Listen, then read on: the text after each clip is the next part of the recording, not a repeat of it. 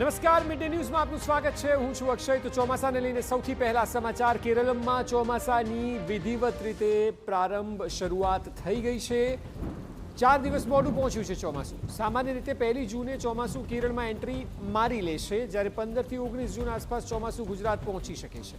દેશ સહિત રાજ્યના ખેડૂતો માટે સારા સમાચાર છે. દક્ષિણ ભારતમાં ચોમાસું આગળ વધી રહ્યું છે. ચોમાસાને આગળ વધવાને લઈને હાલ અનુકૂળ પરિસ્થિતિઓ જોવા મળી રહી છે, જે એક રીતે જગતના તાત એટલે કે ખેડૂત માટે સારા સમાચાર છે. 15 થી 19 જૂન આસપાસ ચોમાસું ગુજરાત આવી જશે, એટલે કે હવે લગભગ 11 દિવસ બાદ ચોમાસાની એન્ટ્રી ગુજરાતમાં થઈ જશે અને ચોમાસાનો વિધિવત પ્રારંભ થશે.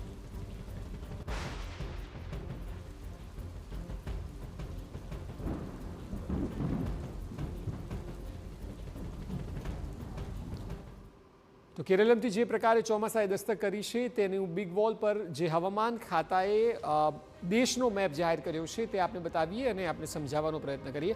આપ જો જે બ્લુ લાઇનમાં છે, જે બ્લુ લાઇનમાં 4 જૂન જે દેખાય છે, 4 જૂનની પટ્ટીને ઓબ્ઝર્વ કરશો તો 4 જૂન અહીંથી હિટ થાય છે.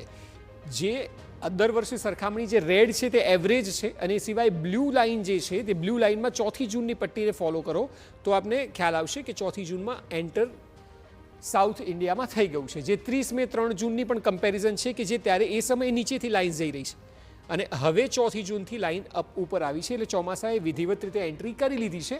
હવે દેશભરમાં ચોમાસું દક્ષિણ થકી જ્યારે એન્ટર થાય ત્યારે ફેલાશે અને લગભગ ગુજરાતમાં 15 તારીખની આસપાસ ચોમાસાની એન્ટ્રી થશે.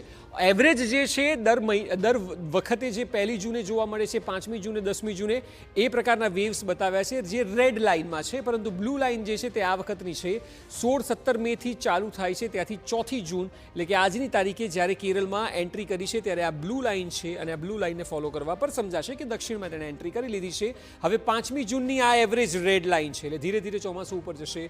ત્યારબાદ આપ જુઓ 10મી જૂન, ત્યારબાદ આપ જુઓ 15 જૂન અને પછી 20 જૂન જ્યારે ગુજરાતમાં પણ એન્ટ્રી દેખાઈ રહી છે. એટલે આ વખતે પણ ધારણા એ છે કે 15 થી 20ની વચ્ચે આ 2 તારીખની જે ગેપ છે 15 થી 20 વચ્ચે ગુજરાતમાં એન્ટ્રી કરી લેશે અને એ પ્રકારે આ મેપ દર્શાવવામાં હવામાન ખાતા દ્વારા વેબસાઇટ ઉપર, જે આપ પણ ચેક કરી શકો છો, વેબસાઇટ ઉપર દર્શાવવામાં